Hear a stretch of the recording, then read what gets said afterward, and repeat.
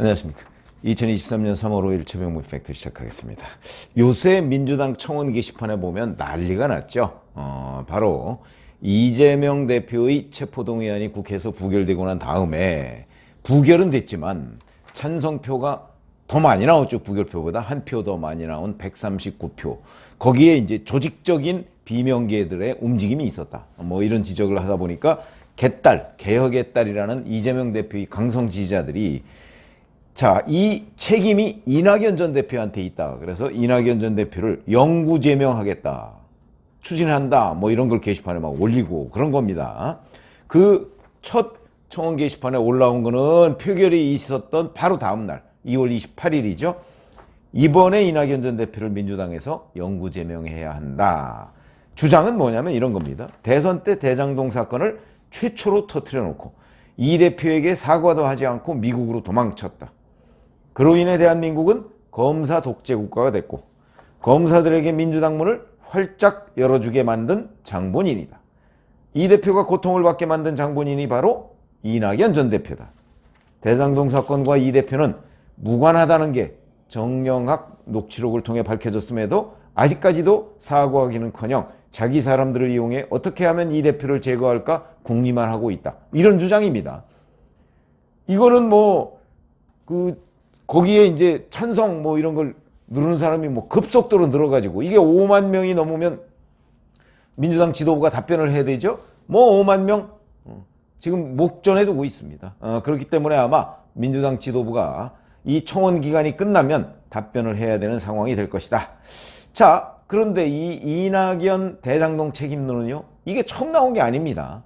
그래서 이 부분에 관한 팩트를 제가 정리해 드리려고 합니다. 과연 이낙연 전 대표는 대장동에 관한 그 책임이 있느냐, 이 문제 제기를 한, 의혹 제기를 한 것에 이런 걸 말씀드리려고 하는 건데, 작년 12월이죠. 남욱 변호사 대장동 사건과 관련한 구속기간이 끝나고서 대장동 재판에 나와서 이런 얘기를 한 적이 있습니다.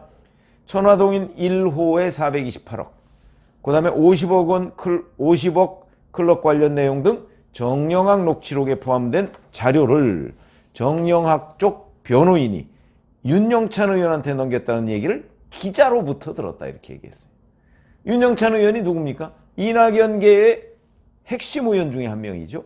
그러니까 이제 이때 또 이제 개딸들을 중심으로 이재명 대표 지지자들이 이낙연 전 대표 쪽을 지목해가면서 대장동 문제가 이렇게 불거지게 된 데에 이낙연 전 대표의 책임이 있는 것 아니냐. 그래서 한바탕 또 소동이 있었고요.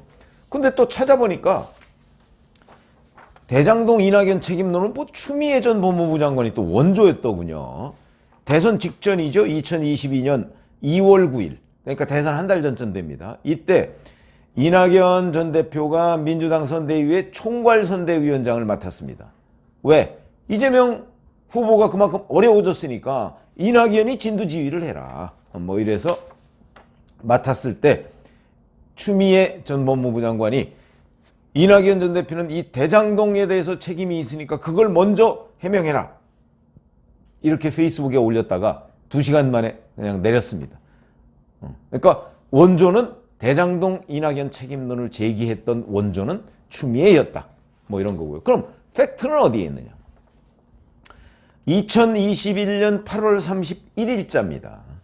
경기경제신문이라는 데에 박종명 기자가 기자수첩 비슷하게 요만한 박스로 썼습니다. 제목이 화천대유는 누구 겁니까? 근데 그 기사를 제가 읽어봤는데 영 자신 없이 쓴 겁니다. 자신 없이 쓴 거죠. 그게 자신이 있었다면 이게 기자수첩 같은 요만한 박스로 쓸 내용이 아닙니다.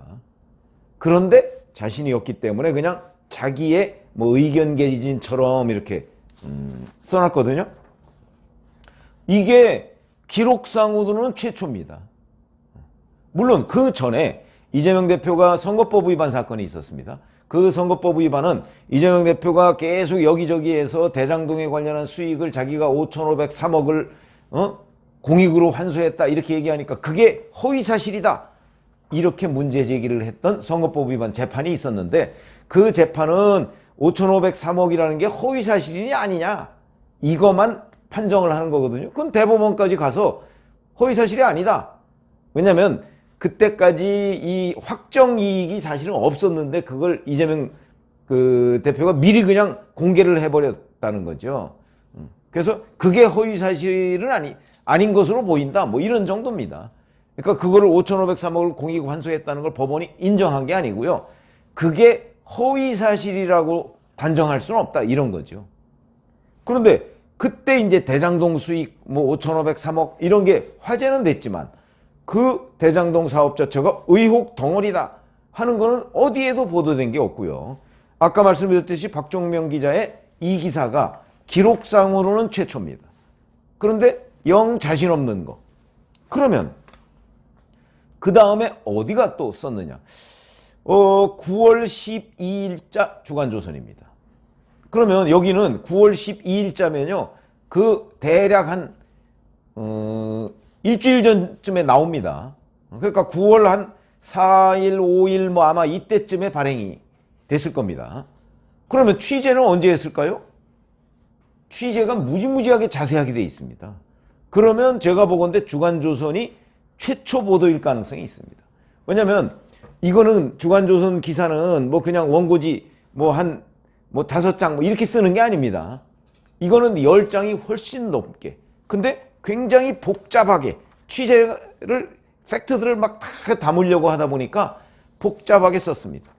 그래서 그 제목이 뭐냐면 5천만 원 출자 시행사 1,700억 순익 이재명표 대장동 개발 다시 논란. 이게 제목입니다.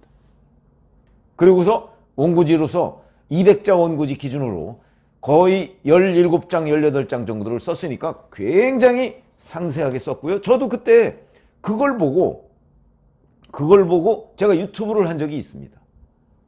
근데 그게 굉장히 어려워서 그걸 제가 일요일인가 뭐 보고서 끙끙 앓아가면서 그걸 아주 쉽게 정리를 해서 대장동 사건에 대한 유튜브를 제가 한 적이 있거든요. 그래서 기억이 납니다. 저도 주간조선을 보고 했거든요. 그런데 자, 이래서 사실상 최초 보도는 9월 초에 발행된 주간조선이다. 근데 이거는 본격적인 의문을 제기했습니다. 5천만 원 그 자본금 가지고서 1,700억 순이익을 내는 게 말이 되느냐 이렇게 됐던 거고요. 그런데 조선일보가 9월 13일자에 대대적으로 보도를 합니다. 이것도 제가 보건대는 아마 주간조선을 보고 보충 취재를 한 것으로 보입니다. 대대적으로 보도를 해서 이제 대장동 사태가 본격적으로 이제 문제가 되고 검찰이 뭐 수사를 시작하게 되는 계기를 마련한 거죠. 왜냐하면 누가 봐도 문제였거든요, 이게. 자, 근데 만약에 우리 이런 거 한번 생각해보세요. 이낙연 그 전 대표의 책임론이다 그러면 이낙연 전 대표가 없었다면 이 문제는 그냥 잠잠해졌을 것이다. 이런 전제가 깔려야 되는 거거든요. 그런데 지금 제가 설명드렸듯이 이낙연 전 대표 쪽도 이제 대장동 일당이나 뭐 이런 사람들로부터 많은 제보를 받아서 가지고 있다고 합니다. 그런데 그거를 구체적으로 어떻게 언론에 제공을 했는지는 현재 드러난 건 없고, 다만 9월 초에 주간조선이 매우 상세한 걸 취재해서 보도를 했다. 왜 그러냐면 이럴 수는 있습니다. 이낙연 전 대표 쪽이 야 이건 문제가 있으니까 한번 써봐 이렇게 얘기를 하더라도 그러면서 자료를 만약에 주간조선 측에 줬다고 가정을 하더라도 주간조선 측이 그걸 그대로 받아서 못 씁니다. 그건 기자생활 해본 사람들은 다 알죠. 그거를 다 일일이 확인해야 됩니다. 이런 기사는요, 확인하려면 제가 보건대는 최소 2주 정도는 걸립니다. 관련자들 다 찾아다녀가면서 확인하려면. 그러니까 사실상의 최초 보도는 주간조선이었다. 그렇게 충분히 얘기할 수가 있는 거고요. 그런 점에서 본다면 주간조선을 보고 아마 조선일보도 보충 취재를 했을 것이고, 이 주간조선의 아주 기초적인 팩트들은 다 나와 있으니까 그렇게 되고 그 다음부터 이제 문제가 제기되는 거기 때문에 이낙연 전 대표 측의 책임이라고 하면 경선에서 이런 거 저런 거 이 기사 보고 물어본 거, 그리고 본인들도 제보받은 거 가지고 제보받은 것도 아마 제대로 활용을 못했을 겁니다. 그걸 가지고 이제 이재명 후보한테 물어본 거, 이런 정도인데 글쎄 그게 얼마나 그렇게 그 이재명 대표가 이 대장동 의혹에 휘말리는데 큰 역할을 했을까요? 저는 제가 볼 때는 그거는 그냥 공방 정도에 불과한 거죠. 경선 후보들 간의 공방이죠. 실체적 진실은 어찌 보면 언론이 추적을 한 데에서 나왔을 가능성, 그게 훨씬 더 높죠. 왜냐하면 이낙연 전 대표가 당시에 제기를 안 했더라도 대선이 있으면요, 이런 자료들과 관련해서 윤석열 캠프 쪽에 아마 굉장한 자료가 갔을 겁니다. 어떻다 뭐 이렇게 해서 윤석열 후보가 의문을 제기할 수 있도록. 그러니까 이낙연이라는 변수가 딱 빠지더라도 이거는 어차피 시간 문제지 의혹이 제기될 수밖에 없기 때문에, 그렇게 따지면 이낙연 후보의 책임론이 뭐 어찌 보면 거의 없는 거죠. 그런 게 팩트라고 저는 생각을 하거든요. 그렇기 때문에 이거는 그 2021년 8월 31일자, 그 다음에 9월 초 주간조선, 그 다음에 9월 13일자 조선일보, 뭐 이런 데에서 이제 앞장서서 상세히 보도하기 시작했고, 9월 말에 이제 검찰이 유동규 씨 압수수색에 들어가고, 이런 게 이제 다 확인된 팩트거든요. 그 과정에서 이낙연 후보의 역할, 저는 별로 없었다고 봅니다. 왜냐면 제가 이거 유튜브 하고 나서요, 저도 그 이제 시행을 하는 사람, 제가 아는 사람들이 있거든요. 물어봤죠. 물어봤더니 이거는 시행하는 사람들은 척 보면 견적이 나온다. 그 사람들 말대로. 아, 이거 얼마 남는 사업이고 이 정도면 아마 이른바 뇌물이 어느 정도 갔을 것이다. 자기들은 충분히 짐작해 본다는 거죠. 왜냐하면 시행 사업을 해봤기 때문에. 그래서 이거는 시행업자들 사이에서는 이미 거의 공공연한 비밀로 돌아다녔던 사업이거든요.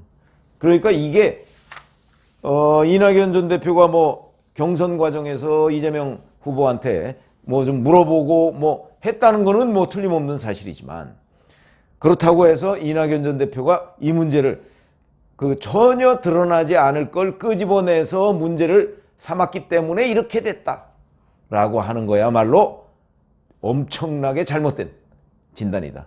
이미 제가 여러 차례 팩트를 말씀드렸죠. 다른 곳에서 먼저 시작된 것이다. 제가 뭐 이낙연 전 대표를 옹호할 아무런 이유가 없습니다.